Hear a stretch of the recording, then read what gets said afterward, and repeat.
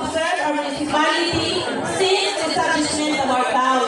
That is why may nagkikanian we have ihatag na mga certificate of recommendation to attest that the leadership and remarkable achievements contributed to the economic activity and uplift the lives of our constituents. So later on, tatagaan natin yung recognition and natin dati na mayor, Chris Castle, of course, Honorable Charlie Chan, and Tong Inahe, kung pagdunin niya para recognize ang contribution aton sikilhan. And of course, the others friends and aton mga contributors na ako mga benefactors o mga nag-contribute sa aton din aton bungtong pilihan. That is why the progress and development sa ating lugar na nakabulan na. Of course, with a great effort and contribution ng ating second district board member, si board member Grace Castle, Kaupudyak Mia, and aton Speaker of the House, si FM Romaldez, Kaupudyak Mia, and Congresswoman Yeda Romaldez, June Acedri at Tio Partis, and aton mananuyon and mamulinugon ng Senador na yung Senator Nancy Binay at Senator Chico Estrada. So, kadagamo ng mga proyekto, hindi niya ang buko ng biliran, kaupod natin sila. So, salita na, alam kita, nagkabitiyok para nilibak natin halaran, and of course, atong libak tagaan, ni Glory to God, all be the glory, para kami maupay ang grasya na atong nagarawat, maupay na lawat sa atong pagkasi-kasi Panginoon. So, kaingat ka na, mga biniranon, ang tagas na mo binahangat, na atong ipadayon, sinipa naton, aliba, jingle, ipadayon naton, ang atong nagagahan. Ipadayon naton, ang pagkasinso, ang atong munisipyo ang biliran. Gusto ba ninyo, padayon ang pagkasinso?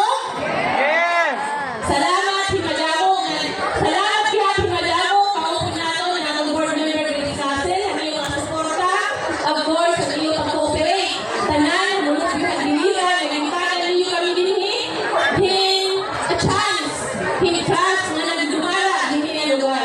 Na I hope, in a way, in a little way, or in my way also, as now the local chief executive, I was able to give something to our municipality.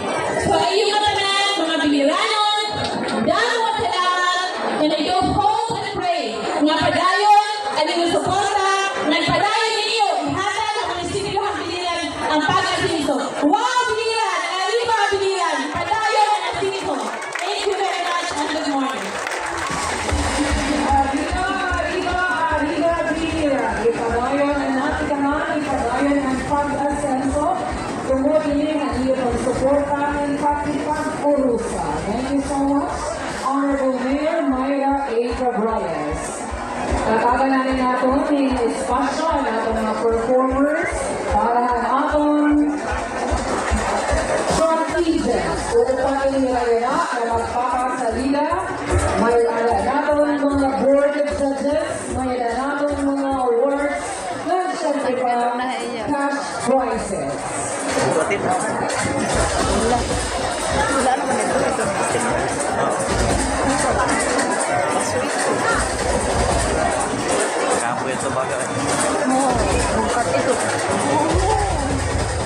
Alright, ladies and gentlemen, gearing up for this big event.